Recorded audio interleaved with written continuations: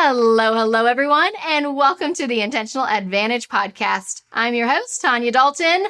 This is episode 285. We are in our season talking about the spiritual art of work and life, and I knew that I wanted to talk about relationships this season. Relationships are so important, feeling connected, feeling a sense of belonging.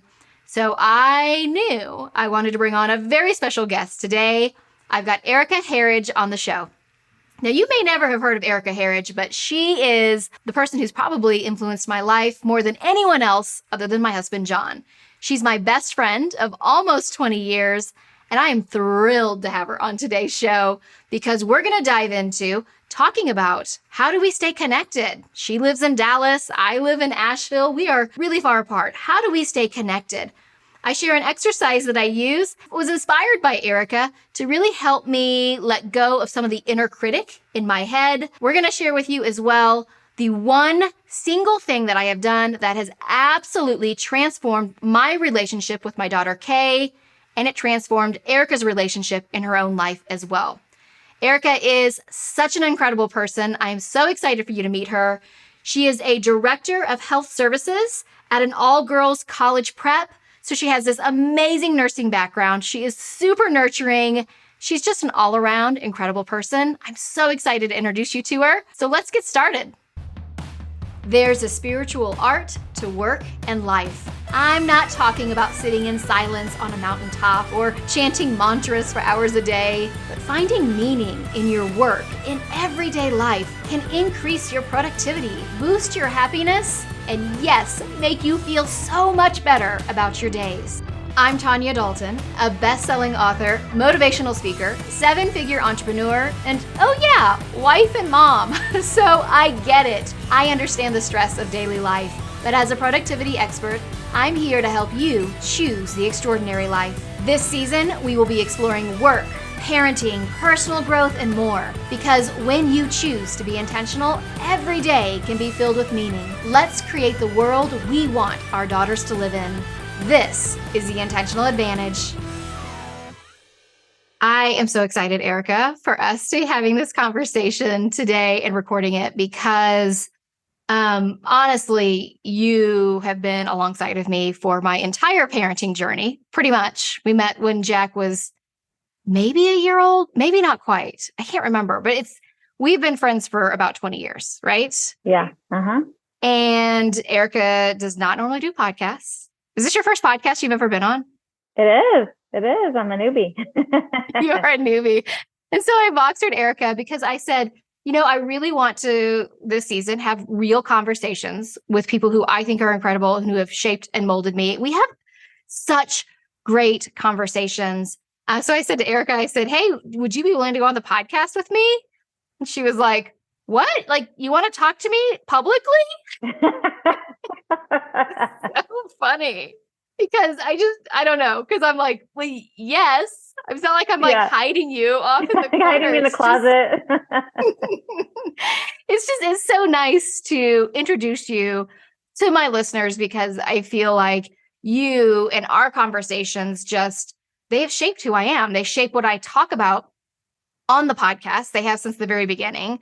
You've been so influential in my life. And I'm so grateful. I am grateful for Erika and having her in my life. So it's just so fun to be able to have you on here. And I just want to brag on you a little bit because, as I said, we've been friends for close to 20 years, which when I say stuff like that, like 20 years. Horrifying. It's totally horrifying. Like, how are we possibly that old? I'm only like 26. So even though I have an almost 20-year-old, although by the time this airs, he will have turned 20, I still think of myself as being 26. Exactly. Right. Yeah. We feel young. We act young. You got to stay young as much as you can in any way we can. Right. Yeah. Did you say we act young or we act stupid? Because we do act stupid a lot of times in front of each other. Both. Yeah. I think we have to. It's like age is just a number. So when we're together, we act, we have to have some fun. It's so true. It's so true. And Erika and her husband, Kurt, they're our people. I think when our kids were little, if we could have, they would have been like, can we all live in a giant teepee together or like a commune? Did they want to at one point? Like, I think we were adding on to our house. They're like, oh, wait, why are you adding on? Why can't we just all move in? We can just move in together. They did. They wanted to move in together and live in one big happy family. And part of me regrets that we did. Because seriously, it takes a village. It really does. And I think they had it figured out way back when they did do things like that, you know, like the book, like the Red Tent, when they all came together. I'm like, why do we always feel like we have to do it alone? Why do we always feel like we have to do everything by ourselves? Mm-hmm. So that would have been really nice. Mm-hmm. In our little commune. But here's the thing, and Erika didn't know that I was going to talk about this, but Erika and Kurt have been so incredibly supportive of me and my journey, and John, of course. The four of us just get along so well. But, you know, I wish everybody had somebody like Erika in their life, because constantly supportive. Even though we live, so I live in Asheville and Erika lives in Dallas, which is where we met back when I was living in Dallas. We're still incredibly close. And in fact, when I made the decision to close my first business. I started it in 2008. You were there. Do you remember how crazy that was when I had my little side business? I started with $50, grew that, made the decision to close it, to open up Inkwell Press. And that was a hard time for us because we literally tightened our belts in every way, shape, form possible. We didn't spend any money on anything that wasn't focused on starting this new business, Inkwell Press, Productivity Co. And, you know, we love to travel together and do things together. And Kurt and Erika called us and they were like, hey, what are y'all doing this summer? And we're like, we're not doing anything. We have no pennies to rub together. We had no money at all. And I remember you guys said, well, you know, we got this beach house and it's way too big. So y'all should just come to this beach house with us. And they invited us to go on this trip. They paid for the beach house. They paid for everything. I was like, okay, well, I have to cook all the food, which, you know, I love anyways.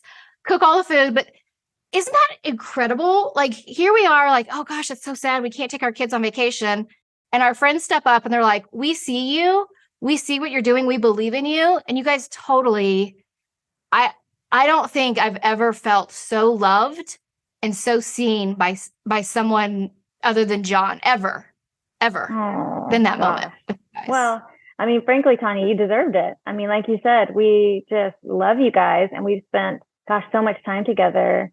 And it was when you told me how much it meant to you, I guess I just didn't realize, you know, you don't really realize it. And not very often do people fully share what something means to them, you know? So I want to thank you for sharing that how our experience doing that for you guys and how much that meant to you, because not very often do people say, you know, remember that time you did this 10 years ago or whatever, this is how much it meant to me. We don't do that enough for people, you know? And so our gift to you was really a gift back to us because we love you guys and we just love spending time with you guys, our kids. I mean, could you imagine not seeing you guys for a summer? I mean, no, I can't. They would have been really upset. And the same thing for us. I mean, our time with you guys is special. So while it was kind of something that we did because we love you guys, but we could not even dream about not being with you guys for a summer, you know? Wow. And we knew you guys were having a hard time. And I mean, no questions asked. We were like, no, are you kidding? You're coming, you know? So I know. I think we were like, no. And you guys were like, no, you're coming. It's already decided. I think you guys had already even gotten the house. You were like, we already got the house. It's already paid for. I think that is such a gift for people to see you. And when I talk about Erika to other people, I truly believe Erika is the first person who made me feel like I belong. I never felt like I belonged ever growing up, ever, because we moved every 2 or 3 years, usually 2 years, usually less. By the time I felt like I was getting to know people, we would uproot and we would move again. We moved 11 times before I turned 18. I didn't feel like I had good, strong relationships with anyone outside of my family. I met John, and obviously we had a strong relationship, but I never felt like I belonged in any group until I met you. And you were just so welcoming and open and just accepted me with who I am. And I think that is such a gift to have. And I think that's why it's so important when I was talking to Erika about the show today, I was like, when you and I were talking, I was like, I want to talk about relationships because your relationship with me, my relationship with you is so important to me. Mm-hmm. It Mm-hmm. is absolutely something that I prioritize, and we make sure that we do everything we can to work around what we need to so we can see each other, so we can hang out, so we can talk to each other. And you're really good at cultivating relationships, I think. I feel like I'm not good at it, but you make me good at it. Oh, you're so sweet. I'm surprised you say that about yourself. I really am. I mean, with everything that you've done with your business and the connections that you've made, I mean, how can you not feel like you're good at relationship building when that's kind of like the foundation of your business, you know? So I think you need to give yourself some more credit there. Maybe, but Yeah. here's the thing. No, I really appreciate you saying that about relationships and how important they are, because truly family from day one has been, for me, even growing up, was just the basis of who I am. And so to foster that with my kids and my relationships and my friends, that's huge. And I think that, gosh, why are we here if we're not, we're just so relational. Humans are relational people. And I feel like the past few years, or I don't know how many, 10 years or so, we've gotten away from that a little bit, So I think relationship building is huge to talk about right now. I think you're right. I think we have, as a society, moved away from that. And we see so many differences or the things that we don't agree on. And what I think is funny is you and I, in our 20-year relationship, or almost 20-year relationship, we've had how many fights? One fight. We reference the fight because we automatically know, we're like, how many fights have we had? One. We know exactly where it was. Exactly. But what's I think is really interesting is Erika and I have a lot of very different viewpoints on things. We sometimes are on different sides of the political spectrum. We have different ideas of things, and yet we love each other knowing that we have these differences. And I think that's the thing that I'm noticing more and more, is that people feel like if you don't think the way that I do, if you don't feel the same way I do about this issue or that issue or this issue, we can't be friends. We can't even have a conversation. Mm-hmm. And I love that we have conversations where we talk about different things, and yet we've only had one argument. That was, by the way, not political, religious, or anything else. It was like, well, I guess it was when my dog had died, Allie, and Allie had been with me since my senior year of college. I felt like she basically grew up with me, and that's how I became an adult. And when Allie died, you were struggling with how to talk to me, and that caused our fight. Which is like such a crazy reason to fight. It is. And what's so ridiculous about the whole thing is, and I think I told you this, I mean, I don't know why I was so nervous, or I don't know what to say, because I mean, I've dealt with death in my life and I go straight to it. I'm not afraid to talk about it. So I don't really know what was going on where I was at whatever point, but I was like Googling what to say when someone's dog dies. I'm like, seriously, Erika, get it together, like, I'm sorry. And what can I do for you? I mean, does not have to be that difficult. You know what I mean? Yeah. So I don't even know why. It was just, but. Well, it might've been too, because it was different than somebody's aunt dying or dad. Like you've dealt with death since you were really young. Your dad died when you were really young. Like you said, you knew, but then it's like, well, maybe this is different. And I think sometimes we struggle with some of these conversations, but oh my gosh, that's the first time I think I've heard you say that you Googled.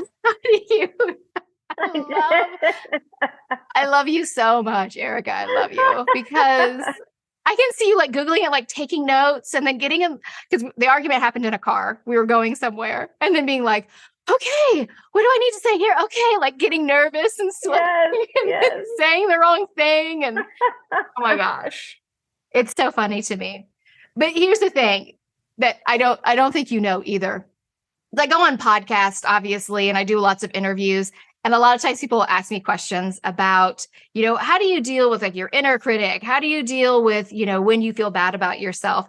I don't think I've ever talked about this on this podcast in particular, but I have said this on numerous podcasts. I say to people, oh, I have a little exercise I do for myself. It's called, what would Erika say?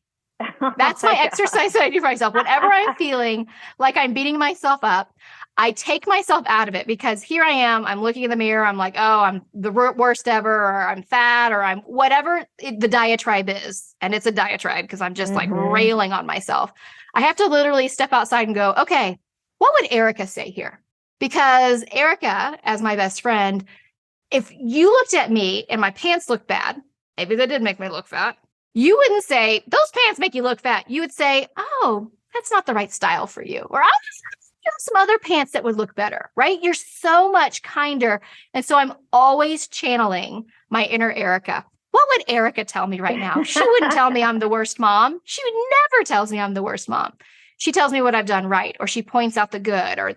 And so that for me, when I figured out the what would Erika say exercise for myself, that totally shifted how I spoke to myself. Oh, well, I feel the same way about you. I probably do the same thing. I don't know if I actually have an exercise called What Would Tanya Do, but I think often about what would Tanya say, or, how would Tanya handle this? Or, I think that's something that's special about us, because I think that while we are really good friends, there's something that is very different about our friendship. And it's almost unexplainable at times. Do you know what I mean? Where we can't really put our finger on it, but it is that our connection is very strong, I think. And so I think we do rely heavily on each other sometimes when we're thousands of miles away, Yes, we absolutely do. And I think it's worth saying too, that Eric and I don't talk every day.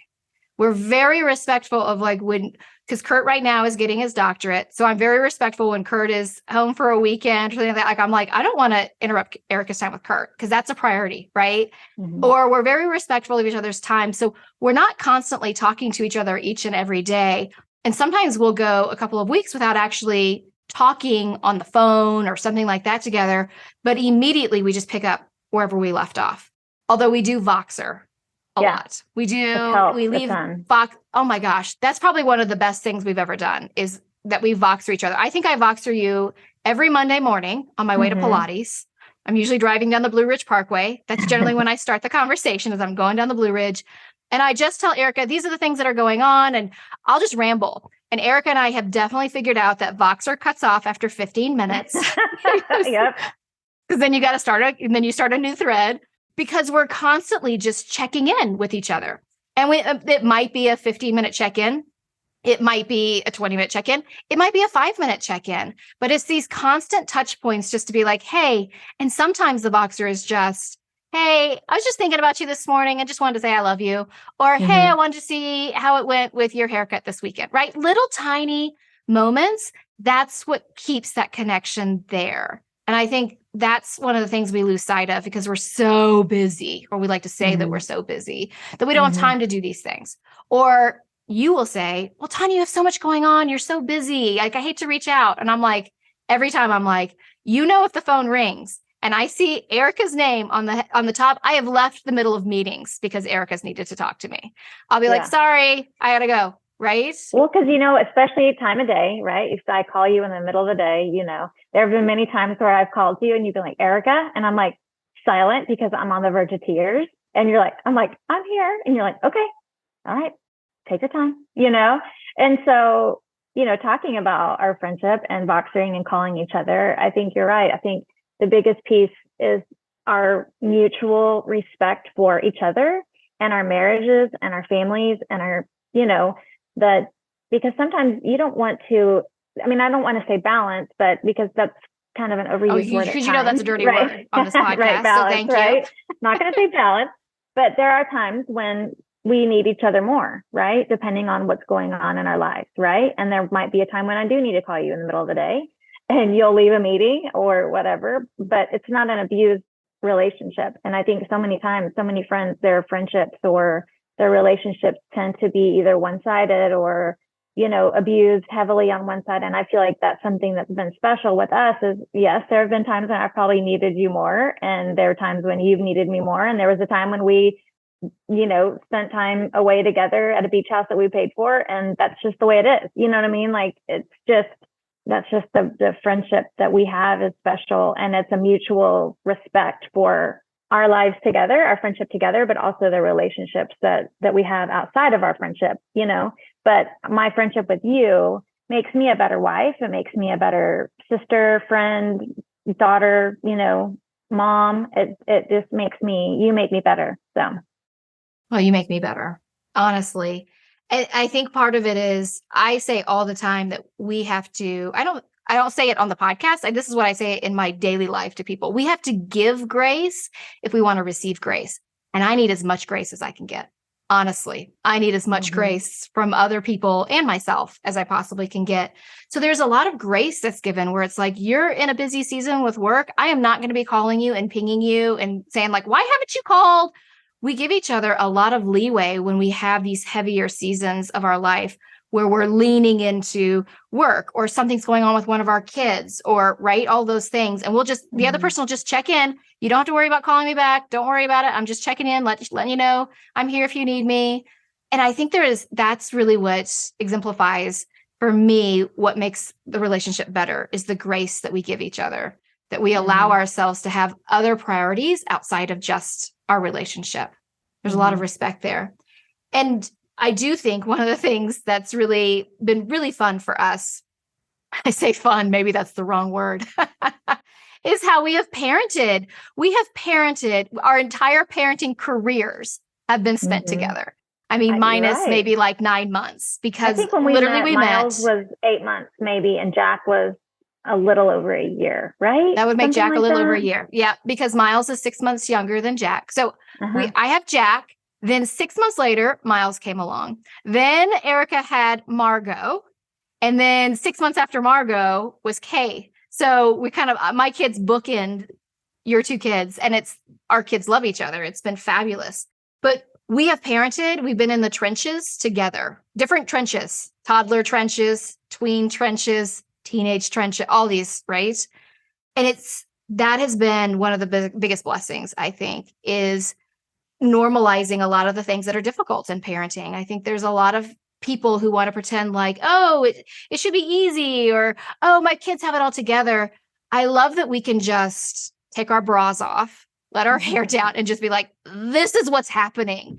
And I know no matter what I say that I'm going through with my kids, you love my kids, you love me, and there's that grace again, right? I think that's really important to be able to surround yourself with people that you can be honest and real with about, you know what, this parenting shit is hard. It is difficult and I am struggling. And there have been times where you have just listened to me bawl my eyes out about what I'm going through with one of my kids. Yeah, absolutely. And it's just nice to have that touch point, because it's a sacred place. A lot of people, you worry about, am I going to be judged? Am I going to be, for the way I'm handling this? And sometimes you handle things and then in retrospect, you're like, I maybe wish I wouldn't have done it that way. And so, to be able to talk it through with somebody without that judgment and without the, it is really nice, because it is hard to parent right now. And there are ups and downs and it's just, there are no words at times for it. There are no words at times. And that's the truth. There are times where we do things. And I'm saying this in terms of parenting, but this is also in terms of other relationships as well. But there are times where we do something, we act in a certain way, and maybe we do look back at it. We're like, oh, I wish I hadn't done that. Or why did I do that? Right? Because we're human. And then we want to hide it away like it's shameful or we feel bad. When it's okay to acknowledge that we're humans, and it's nice to acknowledge to somebody else, I'm a human and I totally screwed this up. I think I said the wrong thing to my kid, or I yelled at them. And does that make me a terrible mom? Right. Let me go ahead and answer that for you. It doesn't. If you don't ever yell at your kids, I might question your sanity, quite frankly. Right. Well, don't you think, Tanya, that's really hard though with social media? Because I think you and I, we're not social media people. So we don't post all of our lives all over everywhere. But I think there are a lot of parents who do. So they think that what they see is the reality sometimes, and that it just makes them feel less than as a parent, And so I think that's true. Rather than for parents that are just always looking at other people and how they're parenting and thinking that, oh man, my kids are doing this or that, and these people are doing this, and my kids aren't doing that. And so it's just creates this just relationship with ourselves as mothers where we just make ourselves feel worse when we just need to realize we're all doing the best we can. We're all doing the best we can. And I think you're right. We look around and we think, oh, this mom has it all together. Or we're so busy trying to keep up the facade on social media. I don't know if you remember this, but you and I had this big conversation years ago, like back when Jack was like, I think in like second grade. And I had gone to meet him for lunch because you could meet your kid for lunch. That was back when, of course, my kids would have been excited to see me meet them for lunch. Now that they're teenagers, they're like, no, I'm cool. It's good. Right. But I went and this other mom was there and I'm having this conversation with Jack. And the entire time the mom is taking pictures of them eating the food and then posting it on social media. And I'm like, she's missing the point. She's not really enjoying. And the poor kid, I felt so bad, was like sitting there like, Mom, get off the phone. And you know what I mean? But we're trying to hold up this facade because we think we're supposed to. And I think this feeds into, too, why we feel like we're supposed to parent like everybody else does. And even to the degree that we feel like we're supposed to parent our kids all exactly the same way. And I think that has been, for me, the biggest revelation, in that it's not about fairness. It's not about, well, your curfew is this, so your curfew also has to be this. Or I did this when Jack was your age, so now, okay, this is what's going to happen for you. Because I think we do that a lot of times. It's kind of striving for that balance, right? It has to be even. It has to be perfectly even and doled out when our kids are different people. And you and I've had lots of conversations about this. Is this okay that I with Jack, I did these things, but now with Kay, I'm doing these things. And it's so freeing to have these conversations where it's like, yeah, because you know my kids so well, you're like, well, that doesn't work for Jack at all, but this totally works for Kay. Right. And you have that with your kids as well. They're so different. Why are we trying to parent them the same?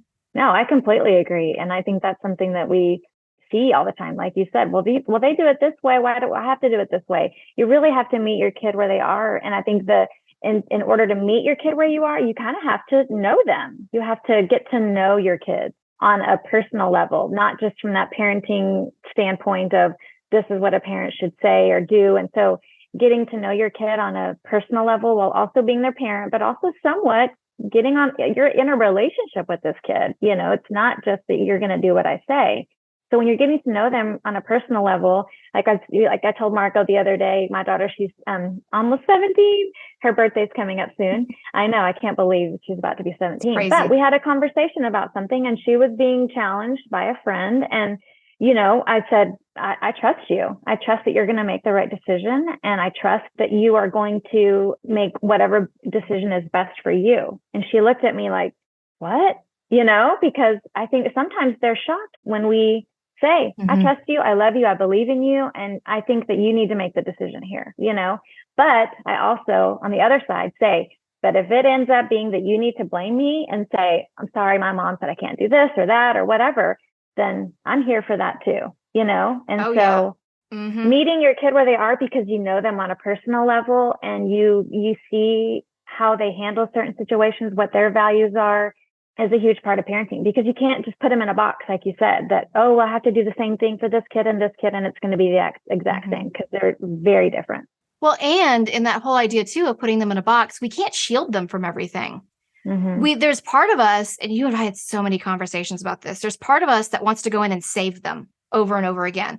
I want to keep you from feeling any hurt. I want to keep you from feeling any unhappiness. And it's such a disservice to our kids, because sometimes you're watching them make wrong choices, bad choices, things that you don't necessarily agree with. And it is hard to step back and say, this is your journey. I'm watching you. I cannot control this. And quite frankly, some of those hardships, some of the unhappiness, the breakup with the person that they've been dating, or making the wrong choice here, or treating a situation wrong, that's a learning opportunity for them. But that is the hardest part with parenting, is not controlling the narrative, not controlling the journey, and saying, okay, I'm going to let you have your journey. And even though I want to control it, right? Even though I want this. Yeah. But the good thing is that there's some safety. If you're letting them explore and do these things under your roof, if you will, then the stakes might not be as high for some of those things. You know, there's still some stakes for some decisions, right? And you have those conversations with your kids, but the little things, right? Letting them fail, letting them make some choices that you might want them to make a different choice, but especially when they're still home, and to make those choices, not leaving for college and not have ever had to make choices or failed or done any of those things, where it's kind of like they're not really home with you, you know? So it's just so hard, but I'm just so happy to do it with you. And we have each other to bounce things off of, is just huge. Yes, I absolutely agree. I think being a bystander and watching your child fail and not swooping in is one of the hardest things to do, honestly, because you do want to go in and you want to shift things. You want to fix it. All you want is your kid to be happy. And so it is really hard. We're running out of time because you and I obviously could talk for hours, but you and I talked about an exercise that I started doing. I started doing this to help my relationship with Kay. And you were having a conversation about somebody in your world that you felt like had a lot of energy. They would come into things, because here's the deal with me.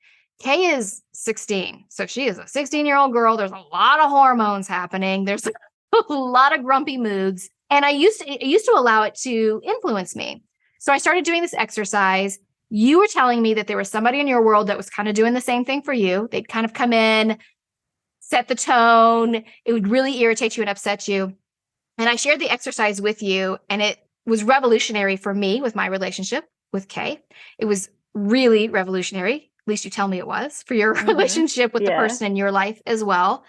So I wanted to just really quickly go through this exercise because, as we talked just now about this idea of recognizing that this is your kid's journey, it's the same thing for anyone in your life. Everybody is on their own journey. Everyone is on their own path, and they have their own agenda.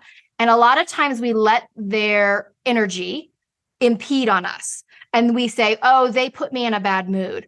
Or, Kay came downstairs and was really grumpy this morning. And so it just started my whole day off wrong. And so I'm in a bad mood.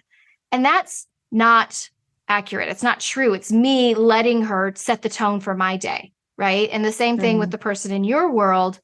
So I told you about this idea that I have, that it's almost like I look at our energy, and I think I talked about this in the last episode. I look at the energy around me is like almost like a snow globe, right? At arm's length, I have this bubble around me. That's my energy. That's the energy I can control. I can control the things in my world as far as my emotions, my thoughts, right? My actions. I can't control anyone else's. So really looking at this energy, this circle around me, and saying, I own this. I have 100% permission for the energy that belongs to me, which is just at arm's length around me. It's just like this magic snow globe bubble kind of thing around me. And I make the decision, this is my energy. Your energy is your energy. So Kay, when she comes downstairs in a bad mood, that's her energy.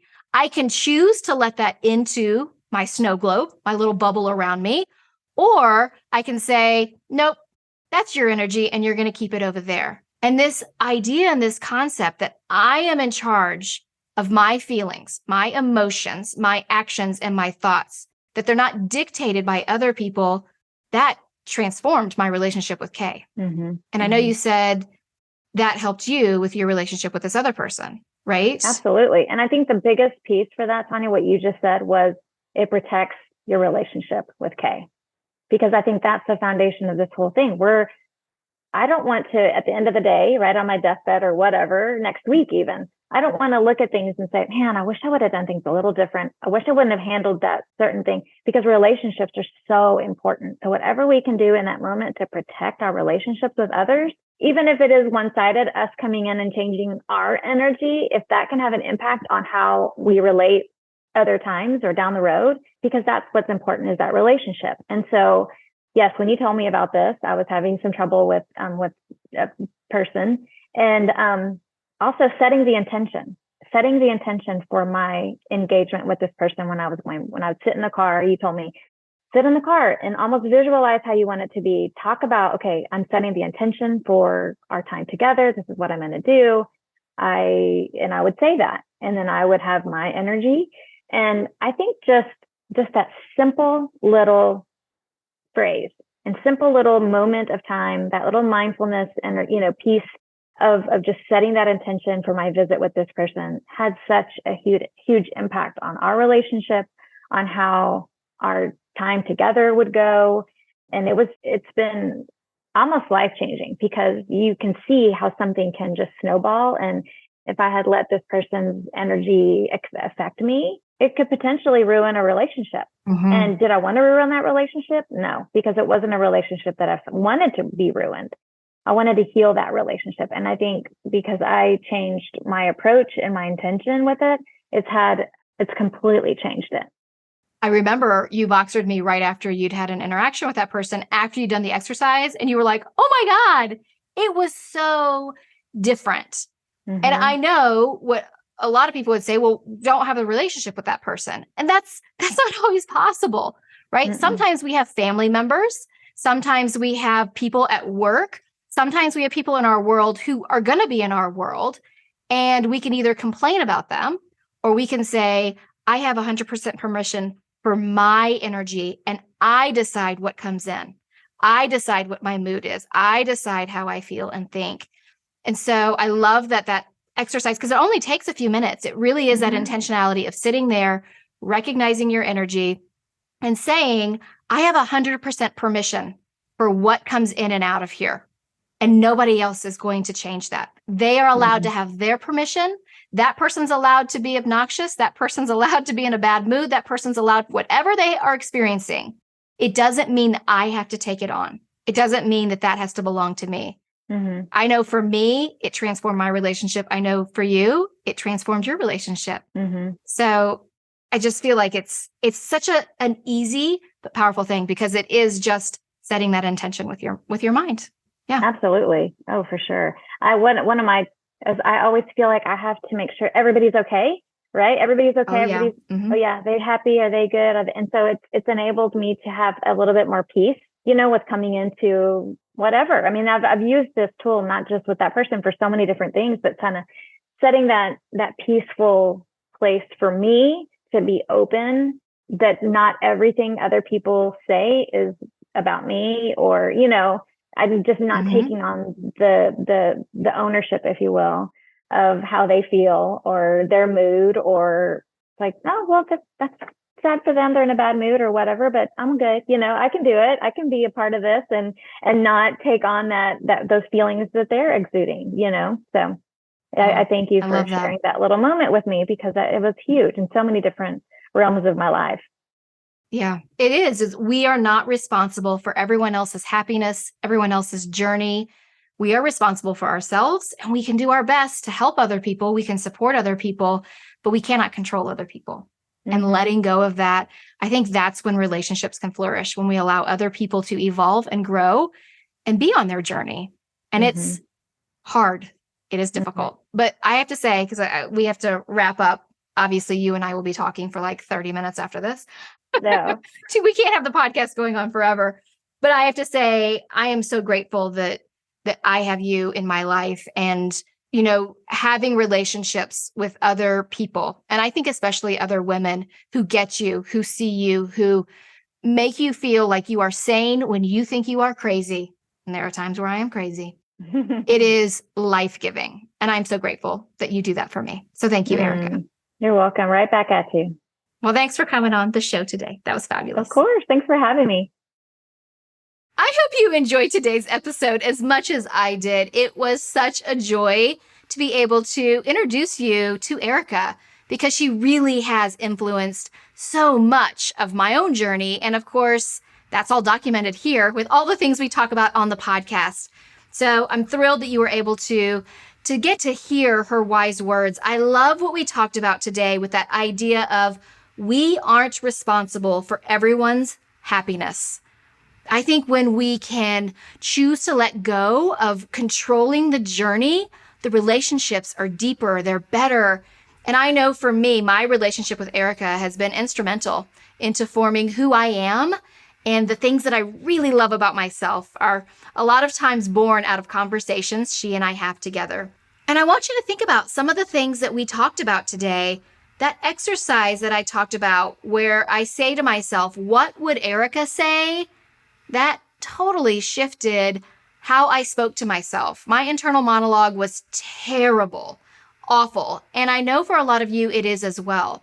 So maybe it's not for you, what would Erika say, but what would whoever in your world is your biggest cheerleader, your supporter, your best friend, insert their name. What would they say? And allow the conversation in your head to be from their perspective. I thought it was really helpful too to talk about this idea that everyone's on their own journey, and it's respecting other people's journeys, giving grace so we can receive the grace.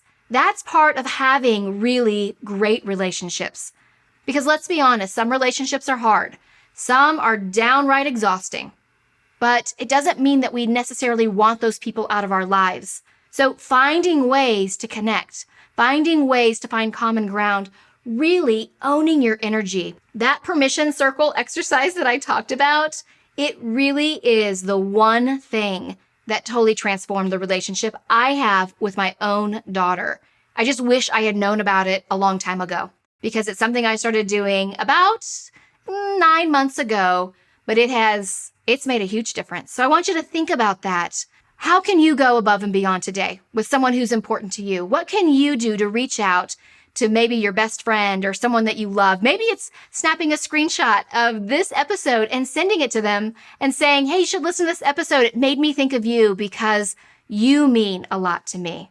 Sharing the podcast is honestly one of the best ways to help us get the word out about this mission that we are on to really shift how people look at their days, to tap into what feels meaningful to you.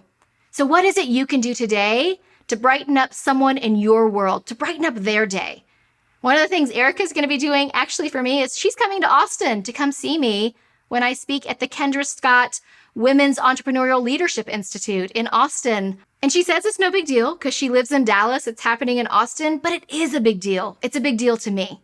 So what can you do today? What small act of kindness can you do to brighten up somebody in your world, to brighten up their day? Yes, it's the big things like coming to see me in Austin that Erika does, but it's also the little things, the tiny texts, the messages. Like I said, snap a screenshot, send it over to your friend and say, this made me think of you because I love you. Because when we deepen our connections with others, that's when we get into that spiritual art of work and life. That's when our world has more meaning. And that, my friend, that is when we have the intentional advantage. Ready to take action on what we talked about on today's episode? The easiest way to get started is my free Take 5 challenge. 5 minutes a day for 5 days. That's it. And yet it will boost your productivity and double your happiness, I can promise you. Thousands have taken the challenge. Go to tanyadalton.com/take5 to join, or click the link in the episode notes. And don't forget to follow The Intentional Advantage on your podcast player so you don't miss an episode.